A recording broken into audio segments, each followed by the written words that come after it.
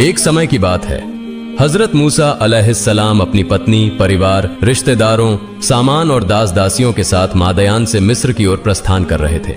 कुछ दूर चलने के बाद जब वे कुआ नामक पर्वत के निकट पहुंचे तो दिन का अंत हो चुका था और रात का आगमन हो गया। हजरत मूसा अलैहिस्सलाम ने वहीं रात बिताने के लिए तंबू लगाया। पास ही तूर पर्वत स्थित था। उस समय हजरत मूसा अलैहिस्सलाम की पत्नी सफूरा गर्भवती थी। संयोगवश उसी दिन उन्हें प्रसव पीड़ा शुरू हो गई और रात के समय उन्होंने एक पुत्र को जन्म दिया। धीरे धीरे वह रात उनके लिए अत्यंत कठिनाई भरी हो गई। चारों ओर घने बादल छा गए और तेज बारिश और हवा चलने लगी। ठंडी हवा में हजरत मूसा अलैहिस्सलाम की पत्नी सफूरा रोने लगी। तंबू में आग का कोई प्रबंध नहीं था। हजरत मूसा अलैहिस्सलाम के पास एक चकमक पत्थर था।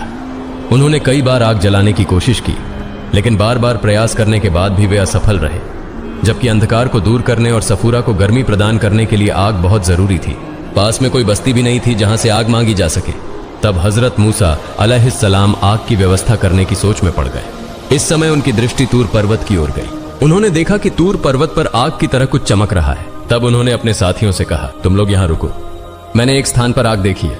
मैं वहां जाकर देखता हूं कि क्या वहां से आग लेकर आ सकता हूं। यदि आग मिल जाए तो हम उससे ठंड से बचाव कर सकते हैं, या देखें कि उस आग के पास कोई व्यक्ति मिले जिससे हम सही रास्ते का पता पूछ सकें। यह कहकर हजरत मूसा अलैहिस्सलाम उस रोशनी की ओर बढ़ने लगे।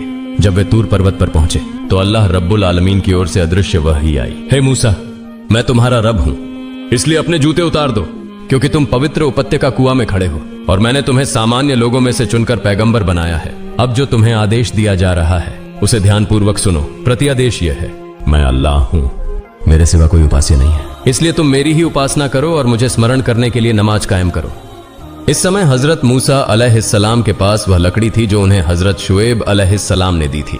अल्लाह रब्बुल आलमीन ने हजरत मूसा अलैहिस्सलाम से पूछा, हे मूसा, तुम्हारे दाहिने हाथ में क्या है? हजरत मूसा अलैहिस्सलाम ने उत्तर दिया, यह मेरी लकड़ी है, मैं इससे सहारा लेकर चलता हूं और इससे बकरियों के लिए पेड़ों की पत्तियां तोड़कर खिलाता हूं। इसके अलावा मैं इससे और भी कई काम करता हूं। इसके बाद अल्लाह रब्बुल आलमीन ने कहा, हे मूसा, अपनी लकड़ी को जमीन पर डाल दो। हजरत मूसा अलैहिस्सलाम ने अल्लाह के आदेश का पालन करते हुए लकड़ी को जमीन पर डाल दिया। जैसे ही लकड़ी जमीन पर गिरी वह एक विशाल अजगर में बदल गई। यह देखकर हजरत मूसा अलैहिस्सलाम भयभीत और घबरा गए। तब अल्लाह रब्बुल आलमीन ने कहा, हे मूसा, डर मत, इस अजगर को पकड़ने के लिए अपना हाथ बढ़ाओ। हजरत मूसा अलैहिस्सलाम ने अल्लाह के आदेश का पालन किया और जैसे ही उन्होंने उस अजगर को छुआ वह तुरंत फिर से लकड़ी में बदल गई। अल्लाह रब्बुल आलमीन ने कहा, हे मूसा, यह एक चमत्कार है जो मैंने तुम्हें दिया है। जब भी तुम इस लकड़ी को जमीन पर डालोगे यह एक अजगर में बदल जाएगी और जब तुम इसे अपने हाथ से पकड़ोगे तो यह फिर से लकड़ी बन जाएगी। इसके बाद अल्लाह रब्बुल आलमीन ने हजरत मूसा अलैहिस्सलाम से कहा, अपने दाहिने हाथ को अपनी बगल में रखो और फिर निकालो। हजरत मूसा अलैहिस्सलाम ने ऐसा ही किया। जब उन्होंने अपना हाथ बगल से निकाला तो वह चमकदार सफेद प्रकाश से जगमगाने लगा। अल्लाह रब्बुल आलमीन ने कहा, अब अपना हाथ दोबारा अपनी बगल में रखो। हजरत मूसा अलैहिस्सलाम ने फिर से अपना हाथ बगल में रखा और जैसे ही उन्होंने इसे निकाला वह रोशनी गायब हो गई। इसके बाद अल्लाह रब्बुल आलमीन ने हजरत मूसा अलैहिस्सलाम से कहा, हे मूसा, ये दो चमत्कार मैंने तुम्हें दिए हैं, इनके सहारे तुम्हारे सभी कार्य सरल हो जाएंगे। कोई भी बाधा तुम्हें रोक नहीं पाएगी। तुम्हारी लकड़ी और तुम्हारे हाथ की वह शुभ्र प्रकाश हर स्थिति में तुम्हारी सहायता करेंगे। आज से मैं तुम्हें नबूवत प्रदान करता हूं, इसलिए अब से तुम स्वयं को मेरे भेजे हुए रसूल के रूप में पहचानो और मेरे सच्चे धर्म का प्रचार करो। और सुनो, फिरौन ने अपनी हदें पार कर दी हैं। उसने खुद को खुदा घोषित कर दिया है, यहां तक कि वह मेरे अस्तित्व को भी नकारता है। वह अपनी ताकत के बल पर लोगों से अपनी उपासना करवाता है। तुम्हारे लिए मेरा आदेश यह है कि तुम फिरौन के पास जाओ और मेरे पवित्र धर्म के आदेश और नियम उसके सामने प्रस्तुत करो। उसे मेरे धर्म के मार्ग की ओर बुलाओ और उसके झूठे दावों, अपराधों और अनुचितता को स्पष्ट करके उसे तौबा करने के लिए पूरी कोशिश करो। यह आदेश पाकर हजरत मूसा अलैहिस्सलाम ने अर्ज किया, हे मेरे पालनहार, मेरा धन संपत्ति, मेरी पत्नी और मेरा परिवार सब पीछे रह गया है। उनकी देखभाल कौन करेगा? और मैं अकेले इतने शक्तिशाली राजा फिरौन के पास कैसे जाऊं? खासतौर पर मैंने मिस्र छोड़ते समय एक मिस्री को मार डाला था। अगर वह मुझे पकड़ लेता है तो वह मुझे तुरंत मार देगा। इसी कारण से उसके पास जाने में मुझे भय हो रहा है। इसलिए मैं आपसे प्रार्थना करता हूं कि मेरे भाई हारून को मेरा सहायक नियुक्त करें और उन्हें भी नबूवत प्रदान करें। वह पर्याप्त ज्ञान और समझ के मालिक हैं और वे वाक्पटुता में मुझसे अधिक पारंगत हैं। कृपया मेरा सीना खोल दें। मेरे अनुभव और क्षमता में वृद्धि करें ताकि मैं आपके आदेशों का सही ढंग से पालन कर सकूं और मेरी जबान में जो रुकावट है उसे भी दूर कर दें। हजरत मूसा अलैहिस्सलाम की प्रार्थना के जवाब में अल्लाह ताला ने कहा, हे मूसा, तुम्हारी सभी प्रार्थनाएं स्वीकार कर ली गई और तुम्हारे भाई हारून को नबूवत प्रदान कर दी गई है और तुम्हारी पत्नी और संपत्ति की रक्षा का प्रबंध भी कर दिया जाएगा, इसलिए उनकी चिंता मत करो, मैं उनकी देखभाल करूंगा।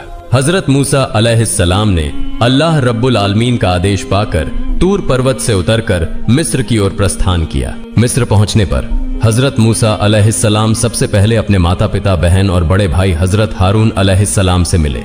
उन्होंने हजरत हारून अलैहिस्सलाम को बताया, हे मेरे भाई, अल्लाह रब्बुल आलमीन ने आपको नबूवत प्रदान की है और आपको मेरा सहायक नियुक्त किया है।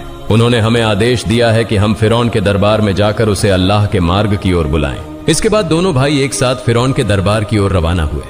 फिरौन के महल के सामने कई खजूर के पेड़ थे। इन पेड़ों से फिरौन अक्सर बाघ और शेर बांध कर रखता था ताकि कोई शत्रु महल में प्रवेश न कर सके। लेकिन अल्लाह ताला की असीम कृपा से जब हजरत मूसा अलैहिस्सलाम और हजरत हारून अलैहिस्सलाम महल के द्वार पर पहुंचे तो वह बाघ और शेर न केवल शांत रहे बल्कि सिर झुकाकर दोनों का अभिवादन और सलाम करने लगे। दोनों नबी महल के द्वार के सामने जाकर दरबानों से बोले, हम दोनों अल्लाह के भेजे हुए रसूल हैं। अपने बादशाह फिरौन को यह संदेश पहुंचाओ और उसे कहो कि वह हमसे आकर मिले या हमें उसके पास ले चलो। दरबानों ने यह सुनकर कहा, क्या तुम्हारा मस्तिष्क खराब हो गया है या तुम दोनों पागल हो गए हो? हमारे बादशाह तो खुद को खुदा कहते हैं, तुम किस खुदा के संदेश के साथ यहाँ आए हो? तुम लोग यहाँ से तुरंत चले जाओ। दरबानों ने इस प्रकार कई अपमानजनक और तुच्छ बातें कहकर दोनों नबियों को वहां से भगाने की कोशिश की। लेकिन जब उन्होंने दोनों नबियों के चेहरे की गंभीरता और उनकी खौफनाक आभा देखी तो उन्हें मजबूर होकर उन्हें फिरौन के पास ले जाना पड़ा। नबी दोनों फिरौन के दरबार में पहुंचे।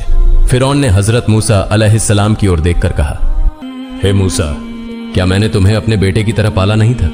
क्या तुमने अपने जीवन का बड़ा हिस्सा मेरे संरक्षण में नहीं बिताया? और इसके बदले में मुझे क्या मिला? तुमने मेरे बावर्ची काबुल को मार डाला और भाग गए। तुम बहुत बड़े एहसान फरामोश हो। हजरत मूसा अलैहिस्सलाम ने जवाब दिया, फिरौन, जो कुछ तुमने कहा वह सच है। मैंने लंबा समय तुम्हारे संरक्षण में बिताया, लेकिन उस समय मैं एक मूर्ख व्यक्ति था। इसी कारण मैं डरकर यहां से भाग गया था। लेकिन अब मेरे पालनहार ने मुझे एक रसूल बनाकर तुम्हारे पास भेजा है। फिरौन ने कहा, तुम्हारा पालनहार कौन है जिसने तुम्हें रसूल और पैगंबर बनाकर भेजा है? हजरत मूसा अलैहिस्सलाम ने उत्तर दिया, जिसने आकाश और धरती और इन दोनों के बीच की हर चीज को पैदा किया और उसका पालन करता है, उसी ने मुझे रसूल बनाकर तुम्हारे पास भेजा है। यह सुनकर फिरौन ने अपने दरबारियों की ओर देखकर कहा, क्या तुमने सुना? यह क्या कह रहा है? यह कहता है कि यह किसी प्रभु का संदेश लेकर आया है और दावा करता है कि यह हमारे पूर्वजों से भी अधिक ज्ञानी है। मुझे तो लगता है कि इसका दिमाग खराब हो गया है और यह पागल हो गया है। हजरत मूसा अलैहिस्सलाम ने कहा, मैं बिल्कुल भी पागल नहीं हूं, बल्कि पूरब और पश्चिम और इनके बीच जो कुछ भी है उसके सृजन करता अल्लाह रब्बुल आलमीन ने मुझे रसूल बनाकर तुम्हारे पास भेजा है। फिरौन ने कहा, हे मूसा, यदि तुम मेरे बिना किसी और को प्रभु मानने की बात साबित करना चाहते हो और इसके लिए कोई उपयुक्त प्रमाण न ला सके तो मैं तुम्हें गिरफ्तार कर लूंगा और तुम्हें ऐसी कड़ी सजा दूंगा जो पूरी दुनिया के लिए एक मिसाल बन जाएगी। हजरत मूसा अलैहिस्सलाम ने कहा, हे फिरौन, अपनी इस घमंड भरी बात को छोड़ दो और अपनी अज्ञानता में जो तुमने खुदाई का दावा किया है उसे भी त्याग दो। तुम केवल एक सृजित प्राणी हो, तुम कभी भी खुदा नहीं हो सकते। हे फिरौन के दरबारीगण, अल्लाह ताला ने मुझे तुम्हारे पास अपने रसूल के रूप में भेजा है ताकि मैं तुम्हें सत्य और सच्चे धर्म का संदेश दूं। इसलिए हे फिरौन, यह मान लो कि ला इलाहा इल्लल्लाहु मूसा कालिमुल्लाह। फिरौन ने कहा, यदि मैं तुम्हारे इस कलमे को पढ़ लूं तो मुझे तुम्हारे अल्लाह से क्या मिलेगा? हजरत मूसा अलैहिस्सलाम ने उत्तर दिया, यदि तुम इस कलमे को दिल से पढ़ लो और अल्लाह रब्बुल आलमीन पर ईमान ले आओ तो अल्लाह तुम्हें 3 चीजें प्रदान करेगा। 1 स्थायी यौवन, 2 पूरी दुनिया पर राज्य, 3 दीर्घायु। इन 3 उपहारों के अतिरिक्त कयामत के दिन तुम्हें बिना किसी हिसाब किताब के जन्नत में प्रवेश का वरदान मिलेगा। हजरत मूसा अलैहिस्सलाम को अल्लाह ताला की ओर से यह हुक्म दिया गया था कि वे फिरौन से नरमी और मुलायम लहजे में बात करें। इसी वजह से हजरत मूसा अलैहिस्सलाम ने फिरौन से नर्म और शांत स्वर में बात की। इसके बाद हजरत मूसा अलैहिस्सलाम ने कहा, मैंने जो तुम्हें इस कलमे ला इलाहा इल्लल्लाह की दावत दी है उसके बारे में विचार करो। यह कहकर हजरत मूसा अलैहिस्सलाम उस दिन के लिए विदा हो गए। उनके जाने के बाद फिरौन ने अपने वजीर हामान की ओर मुखातिब होकर कहा, हे हामान, तुमने मूसा की सारी बातें सुनी, अब बताओ मुझे क्या करना चाहिए? हामान ने कहा, जहां पनाह, आप लंबे समय से अपनी खुदाई का दावा करते आ रहे हैं और पूरे राज्य में बनी इसराइल को छोड़कर बाकी सभी लोग आपको खुदा मानते हैं और आपकी पूजा करते हैं। अब यदि आप मूसा की बातों में आकर अपनी खुदाई का दावा छोड़ दें और उनके अल्लाह को खुदा मान लें, तो राज्य की सारी प्रजा आपका उपहास करेगी। वे आपको कोई महत्व नहीं देंगे। उस समय आपके लिए अपनी इज्जत बचाने की कोई जगह नहीं होगी।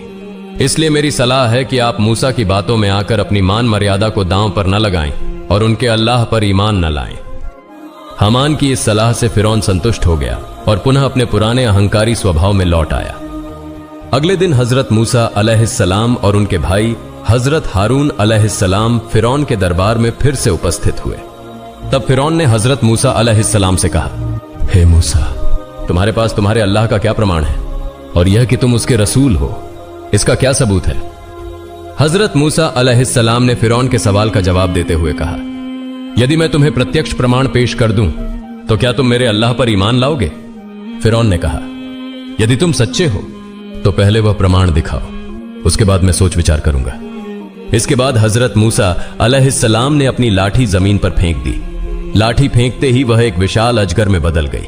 अजगर फुफकारता हुआ फिरौन के सिंहासन की ओर बढ़ने लगा। यह देखकर फिरौन भयभीत होकर घबरा गया और चिल्लाने लगा, हे मूसा, क्या तुम मुझे दीन की दावत देने आए हो या मेरा प्राण हरने के लिए? हजरत मूसा अलैहिस्सलाम ने कहा, हे फिरौन, मैं तुम्हें मारने नहीं बल्कि तुम्हें दीन की दावत देने आया हूं। इसके बाद उन्होंने उस अजगर को हाथ से छुआ और वह पुनः लाठी में बदल गया। फिरौन ने राहत की सांस ली और अपने सिंहासन पर जाकर बैठ गया। इस समय हजरत मूसा अलैहिस्सलाम ने अपना हाथ अपनी बगल के नीचे रखा और फिर बाहर निकाला। अचानक उनके हाथ से एक तेज उज्जवल प्रकाश निकलने लगा, जो इतना प्रखर था कि सूर्य का प्रकाश भी उसके सामने फीका पड़ गया। यह प्रकाश जिसकी आंखों पर पड़ता उसकी आंखें चौंधिया जाती। फिरौन घबरा कर बोला, हे मूसा, अपने इस प्रकाश को बंद करो, नहीं तो हम सभी अंधे हो जाएंगे। हजरत मूसा अलैहिस्सलाम ने अपना हाथ दोबारा अपनी बगल के नीचे रखा और प्रकाश तुरंत बंद हो गया। इन चमत्कारों को देखकर फिरौन का मन अल्लाह रब्बुल आलमीन पर ईमान लाने के लिए तैयार हो गया। लेकिन जैसे ही वजीर हामान ने फिरौन का यह झुकाव देखा, उसने तुरंत कहा, जहां पनाह, मूसा एक बड़ा जादूगर है। उसके इन सारे जादू को देखकर आप डरे नहीं। आपके राज्य में मूसा जैसे और उससे भी बड़े जादूगर मौजूद हैं। उनके जरिए हम मूसा को हराकर परास्त कर सकते हैं। हामान की बात सुनकर फिरौन का हौसला बढ़ा और उसका मनोबल फिर से बदल गया।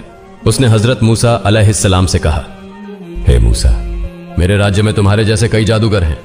यदि तुम उन्हें पराजित कर सको तो मैं तुम्हारे अल्लाह पर ईमान ले आऊंगा। हजरत मूसा अलैहिस्सलाम ने कहा, ठीक है, तो ऐसा ही हो। अब बताओ, मुझे तुम्हारे जादूगरों से किस दिन मुकाबला करना होगा? फिरौन ने कहा, हमारे सामने एक उत्सव का दिन आने वाला है। उस दिन बहुत सारे लोग एकत्रित होंगे। उसी दिन तुम्हारा मुकाबला मेरे जादूगरों से होगा। हजरत मूसा अलैहिस्सलाम ने कहा, ठीक है, ऐसा ही होगा। यह कहकर हजरत मूसा अलैहिस्सलाम और हजरत हारून अलैहिस्सलाम फिरौन के दरबार से विदा हो गए। इसके बाद फिरौन ने पूरे राज्य में संदेश भिजवाकर सभी जादूगरों को एकत्र करने का आदेश दिया। कुछ ही दिनों में 4000 जादूगर राजधानी में इकट्ठा हो गए। फिरौन को विश्वास था कि इन जादूगरों के जरिए वह मूसा को हराने में कामयाब होगा। फिरौन ने उन जादूगरों से कहा, हे जादूगरों, मैंने तुम्हें 300 वर्षों से पाला पोसा है, लेकिन इसके बदले मैंने कभी भी तुमसे कोई निजी काम नहीं लिया। मगर आज मेरे सामने एक बड़ा संकट खड़ा हो गया है। इस संकट से मुझे हर हाल में बाहर निकलना होगा। इसी वजह से मैंने तुम्हें यहां बुलाया है। तुम अपनी पूरी ताकत से मेरी इस समस्या को हल करने की कोशिश करो। मूसा के बारे में तो तुम सब जानते ही हो, वह एक बहुत बड़ा जादूगर है। मगर मुझे विश्वास है कि तुम्हारी ताकत के सामने मूसा का जादू पूरी तरह विफल हो जाएगा। यदि तुम अपने जादू के बल पर मूसा को हरा सको तो मैं तुम्हें ऐसा इनाम दूंगा जिसकी तुम कल्पना भी नहीं कर सकते। जादूगरों ने कहा, जहां पनाह, इसके लिए आपको बिल्कुल भी चिंता करने की आवश्यकता नहीं है। मूसा कितना बड़ा जादूगर हो सकता है? हमारे जादू के सामने उसका जादू और उसकी करामात पूरी तरह से बेअसर हो जाएगी। उसे हमारी मौजूदगी में हार माननी ही होगी। आप निश्चिंत रहें, जीत आपकी ही होगी। फिर निर्धारित तारीख को फिरौन द्वारा चुने गए 4000 जादूगर मैदान में पहुंच गए। जादू दिखाने के लिए एक बड़ा और विस्तृत मैदान चुना गया था। देश के सभी लोग उस मैदान में इकट्ठा हो गए। वे मूसा अलैहिस्सलाम और फिरौन के जादूगरों के बीच होने वाले मुकाबले को देखने आए थे और यह जानना चाहते थे कि इस मुकाबले में कौन हारता है और कौन जीतता है। हजारों लोग मैदान में मौजूद थे, जिनकी आवाज से पूरा क्षेत्र गूंज रहा था। ऐसे समय में हजरत मूसा अलैहिस्सलाम अपनी लाठी हाथ में लेकर मैदान में पहुंचे। फिरौन और उसका प्रधानमंत्री हामान अपने दरबारियों के साथ पहले ही तयशुदा स्थान पर बैठ चुके थे। जादूगर और हजरत मूसा अलैहिस्सलाम आमने सामने खड़े हो गए। इसके बाद जादूगरों ने हजरत मूसा अलैहिस्सलाम से कहा, हे मूसा, क्या तुम अपनी ताकत पहले दिखाओगे या हम अपना जादू पहले दिखाएं? हजरत मूसा अलैहिस्सलाम ने जवाब दिया, तुम ही अपना जादू पहले दिखाओ। इसके बाद जादूगरों ने कई रस्सियां जमीन पर फेंकी और उन्हें हल्के से हिलाया। देखते ही देखते मैदान असंख्य सांपों और बिच्छुओं से भर गया। वे सांप और बिच्छू तेजी से इधर उधर भागने लगे। यह दृश्य देखकर वहां मौजूद दर्शक डर और घबराहट से कांपने लगे। जादूगर अपने इस प्रदर्शन पर गर्व और अहंकार से भर गए और हजरत मूसा अलैहिस्सलाम से कहने लगे, हे मूसा, तुम चुप क्यों खड़े हो?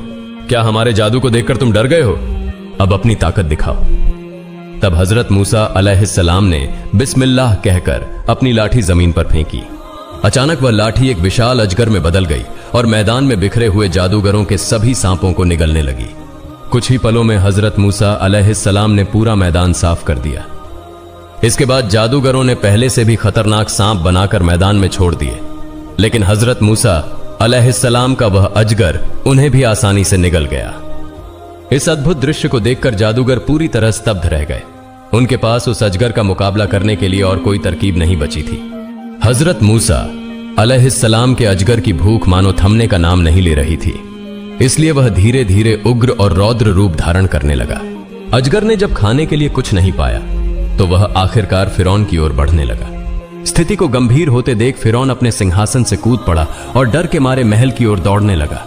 मैदान में मौजूद दर्शक भी डर के मारे जिस दिशा में जा सकते थे दौड़ने लगे। तभी अल्लाह ताला की तरफ से एक अदृश्य आवाज आई, हे मूसा, अपना लाठी फिर से हाथ में ले लो, वरना वह सभी लोगों को खा जाएगा। अल्लाह के आदेश पर हजरत मूसा अलैहिस्सलाम ने अजगर को छुआ और तुरंत वह फिर से अपनी लाठी में बदल गया। जादूगरों ने यह दृश्य देखा और वे चिंता में डूब गए। वे समझ गए कि हजरत मूसा अलैहिस्सलाम जो कुछ भी दिखा रहे थे वह कोई जादू नहीं था, क्योंकि जादू के बारे में उन्हें पूरी जानकारी थी। जादूगरों ने यह महसूस किया कि यह तो एक दिव्य शक्ति है और बिना दिव्य शक्ति के ऐसा कार्य करना संभव नहीं है। हजरत मूसा अलैहिस्सलाम बेशक अल्लाह के नबी हैं। इसके बाद जादूगरों का मन बदल गया और उन्होंने अल्लाह रब्बुल आलमीन की महिमा और शक्ति पर विश्वास किया और सब ने सिजदा किया। उनके इस कृत्य को देखकर वहां मौजूद कई लोग हजरत मूसा अलैहिस्सलाम के धर्म को अपनाने के लिए दीक्षा लेने लगे। जब फिरौन ने देखा कि जादूगरों ने हजरत मूसा अलैहिस्सलाम के धर्म को स्वीकार कर लिया है तो वह गुस्से से भर उठा। उसने जादूगरों से कहा, हे बेईमान जादूगरों, मैंने तुम्हें अनुमति दी थी, फिर तुमने मूसा के खुदा पर विश्वास कैसे किया? इस अपराध की सजा तुम्हें दी जाएगी। मैं तुम्हारे हाथ पैर काट दूंगा, फिर तुम्हें खजूर के पेड़ों पर लटका दूंगा, तब तुम समझ सकोगे कि मेरी सजा कितनी कठोर और भयंकर है। जादूगरों ने कहा, हे फिरौन, हम हजरत मूसा अलैहिस्सलाम के रब के जो प्रमाण पाए हैं और जिन्हें हमने पहचान लिया है, उसके बाद हम तुम्हारे सामने उसकी कोई जगह नहीं बना सकते। अब तुम जो चाहो वह कर सकते हो। हालांकि यह सच है कि तुम हमें सिर्फ इस दुनिया में सजा दे सकते हो, परंतु परलोक में तुम हमें एक भी क्षति नहीं पहुंचा सकते। उनकी बातों को सुनकर फिरौन ने अपने गार्ड से कहा, तुम उनके एक हाथ और एक पैर काटकर उन्हें सूली पर चढ़ा दो। फिरौन का आदेश मानते हुए जादूगरों के हाथ पैर काट दिए गए और उन्हें सूली पर चढ़ा दिया गया। लेकिन जब तक उनके शरीर में जान थी वे कहते रहे, हम अल्लाह पर विश्वास करते हैं, हम कभी भी ईमान नहीं छोड़ेंगे, हम अपने रब के पास जा रहे हैं, हमारा दिली ख्वाहिश है कि हमारा रब हमें माफ कर दे। इसके बाद हजरत मूसा अलैहिस्सलाम ने फिरौन से कहा, हे फिरौन, क्या तुम अब भी अल्लाह रब्बुल आलमीन पर ईमान नहीं लाओगे? तुम पर अल्लाह का गजब आने से पहले तुम ईमान लाकर उसे स्वीकार करो। ला इलाहा इल्लल्लाहु मूसा कालिमुल्लाह। लेकिन फिरौन ने हजरत मूसा अलैहिस्सलाम की कोई बात नहीं सुनी, बल्कि वह पहले से भी ज्यादा अहंकारी और उद्दंड हो गया। अल्लाह रब्बुल आलमीन के एकत्व का प्रत्यक्ष प्रमाण मिलने के बावजूद फिरौन और उसके लोग ईमान नहीं लाए। इसके बाद अल्लाह रब्बुल आलमीन ने उन्हें विभिन्न प्रकार के अजाब और मुसीबतों से सताना शुरू कर दिया, जैसे बाढ़, जल प्रलय, टिड्डियां, कीड़े और देश भर का पानी खून में बदल जाना जैसे भयानक घटनाएं और सजाएं आईं। जब यह सारी मुसीबतें उनके ऊपर आती तो वे हजरत मूसा अलैहिस्सलाम के पास आते और कहते, हे मूसा, तुम अपने रब से दुआ करो कि अगर वह हमारे ऊपर से यह मुसीबत हटा ले तो हम उस पर ईमान लाएंगे। फिर हजरत मूसा अलैहिस्सलाम अल्लाह रब्बुल आलमीन से दुआ करते और जैसे ही वह मुसीबत दूर हो जाती वे फिर से अपना वादा तोड़ देते। इस प्रकार लगभग 12 वर्षों तक अल्लाह रब्बुल आलमीन ने काफिरों पर तरह तरह के अजाब और सजाएं भेजी, लेकिन फिर भी उन्हें कोई शिक्षा नहीं मिली। अंत में अल्लाह रब्बुल आलमीन फिरौन और उसके अनुयायियों से अत्यधिक नाराज और क्रोधित हो गए और उन्होंने हजरत मूसा अलैहिस्सलाम को सूचित किया, हे मूसा, तुम बनी इसराइल को लेकर उस रात मिस्र से गुपचुप निकल जाओ। तुम इस तरह निकलना कि काफिरों को बिल्कुल भी खबर ना हो। फिर जब तुम अपने समुदाय के साथ समुद्र के किनारे पहुंच जाओ तो तुम अपनी छड़ी से समुद्र के पानी को हिट करना। इसके बाद समुद्र का पानी सूखकर रास्ता बन जाएगा और उस रास्ते से तुम लोग सुरक्षित रूप से समुद्र पार कर सकोगे।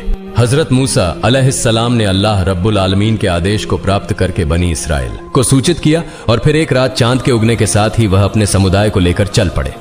तफसीरज हजरत मुजाहिद रहमतुल्लाही अलैही के अनुसार उस रात चंद्र ग्रहण था, इसलिए थोड़ी सी अंधेरे की स्थिति थी। उसी अवसर पर हजरत मूसा अलैहिस्सलाम बनी इसराइल को लेकर निकल पड़े।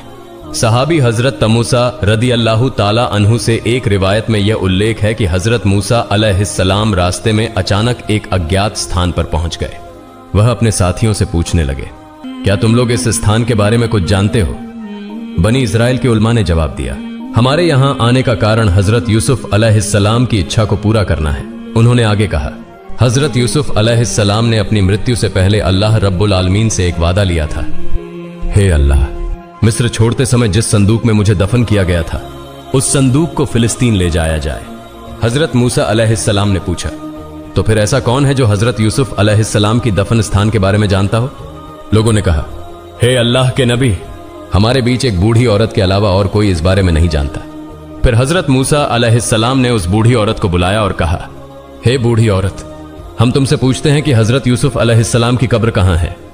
तब बूढ़ी औरत ने कहा, हे अल्लाह के नबी, मेरी एक शर्त है जिसके बारे में जानने से पहले मैं हजरत यूसुफ अलैहिस्सलाम की कब्र के बारे में आपको नहीं बताऊंगी।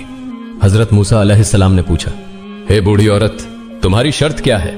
बूढ़ी औरत ने कहा, हे अल्लाह के नबी, मैं चाहती हूं कि हम दोनों जन्नत में एक साथ रहें। यदि आप मुझे यह वादा देते हैं तो मैं आपको हजरत यूसुफ अलैहिस्सलाम की कब्र दिखा दूंगी। लेकिन हजरत मूसा अलैहिस्सलाम ने बिना अल्लाह के आदेश के कोई वादा नहीं किया। फिर वह निरुत्साहित हो गए।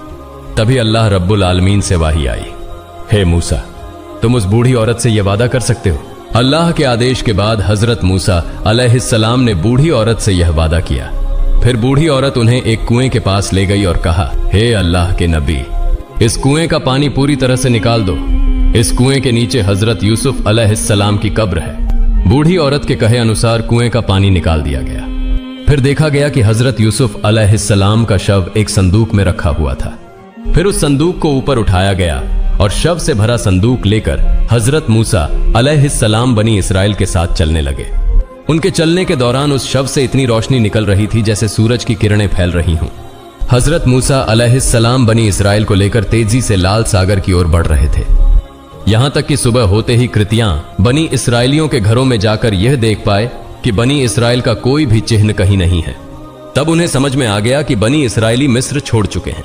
इस बात की जानकारी उन्होंने तुरंत फिरौन को दी। खबर सुनकर फिरौन उत्तेजित हो उठा। फिर उसने उपस्थित लोगों और अपने सैनिकों के बीच उत्तेजना फैलाने के उद्देश्य से कहा, ये कृतियां बनी इसराइली धोखा देकर हमसे भाग रहे हैं। हमारे ऊपर यह आवश्यक हो गया है कि हम उन्हें पकड़कर कड़ा दंड दें। मेरा आदेश है कि अब तत्काल मेरे सभी सैनिक तैयार हो जाएं और बनी इसराइलियों को पकड़ने के लिए हथियारों से सज्जित होकर चलें। फिरौन के आदेश पर उसके सैनिक पूरी तरह से हथियारों से सज्जित होकर निर्धारित स्थान पर इकट्ठा हो गए। फिर एक विशाल सैनिक दल लेकर फिरौन की हजरत मूसा अलैहिस्सलाम का पीछा करने के लिए चल पड़ा। बनी इसराइल तेजी से अपनी यात्रा कर रहे थे और उनके पीछे फिरौन और उसकी सेना भी तेजी से उनका पीछा कर रही थी। कहीं भी छोटा सा भी विराम लेने का ख्याल नहीं आ रहा था, क्योंकि उन्हें मालूम था कि अगर वे रुकते हैं तो शिकार हाथ से निकल जाएगा और वे बनी इसराइल को किसी भी हाल में हाथ से जाने नहीं देना चाहते थे। इसी बीच हजरत मूसा अलैहिस्सलाम बनी इसराइल के साथ लोहित सागर के किनारे पहुंच गए। बनी इसराइल ने पीछे मुड़कर देखा तो पाया कि फिरौन, उसकी सेना और लोग उनके पीछे आ रहे हैं। इस स्थिति को देख बनी इसराइल बहुत निराश और चिंतित हो गए। जिस प्रकार और जिस संकट में सशस्त्र बल उनके पीछे दौड़ रहे थे, वह देख बनी इसराइल सोचने लगे कि आज उनकी मौत निश्चित है। फिरौन और उसके समुदाय के हाथों से मुक्ति पाने के लिए वे मिस्र छोड़ आए थे, लेकिन अब जिस परिस्थिति का सामना करना पड़ रहा था उसमें उनका अस्तित्व ही संकट में आ गया था। पीछे फिरौन और उसके लाखों सैनिक थे और सामने लोहित सागर की तेज लहरें भागने का कोई रास्ता नहीं था। वे बहुत घबराए हुए थे और हजरत मूसा अलैहिस्सलाम से कहने लगे, हे मूसा, अब हम पकड़े जा चुके हैं। जब तक कृतियां हम पर अत्याचार करते रहे हम जिंदा थे, लेकिन अब हमें कोई भी रक्षा नहीं मिलेगी। आज सभी को वे चक्की की तरह पीसकर छोड़ देंगे। अगर किसी को जिंदा भी छोड़ेंगे तो उसे गुलाम बना लेंगे। ऐसी स्थिति में हजरत मूसा अलैहिस्सलाम अकेले और शांत खड़े थे, क्योंकि वे जानते थे कि जो कुछ भी उन्होंने किया वह अल्लाह के आदेश से किया था। इसलिए जो सबसे महान ताकत और ज्ञान के मालिक हैं, अल्लाह रब्बुल आलमीन, इस संकट से उबरने के लिए जरूर उनकी मदद करेंगे। इस विश्वास के साथ उन्होंने बनी इसराइल से कहा, हे बनी इसराइल, डरने की कोई बात नहीं है। अल्लाह हमारे साथ हैं, वह हमें जरूर रास्ता दिखाएंगे। मिस्र छोड़ने से पहले अल्लाह रब्बुल आलमीन ने हजरत मूसा अलैहिस्सलाम को वाही के माध्यम से यह बताया था कि जब आप लोहित सागर के किनारे पहुंचेंगे तो अपनी लाठी से पानी पर वार करें, जिससे सूखा रास्ता बन जाएगा और आप बनी इसराइल को लेकर सुरक्षित रूप से समुद्र के दूसरी ओर पहुंच जाएंगे। लेकिन जब हजरत मूसा अलैहिस्सलाम लोहित सागर के किनारे पहुंचे तो वे यह बात पूरी तरह से भूल गए। इस कारण वे यह तय नहीं कर पा रहे थे कि क्या करना चाहिए। दूसरी ओर पकड़े जाने का डर और बनी इसराइल की चीख पुकार सुनाई दे रही थी, क्योंकि वे पीछे मौत को महसूस कर रहे थे। इस परिस्थिति में अल्लाह ने अपनी मेहरबानी से हजरत मूसा अलैहिस्सलाम को फिर से वाही के माध्यम से बताया, हे मूसा, तुम अपनी लाठी से समुद्र पर वार करो।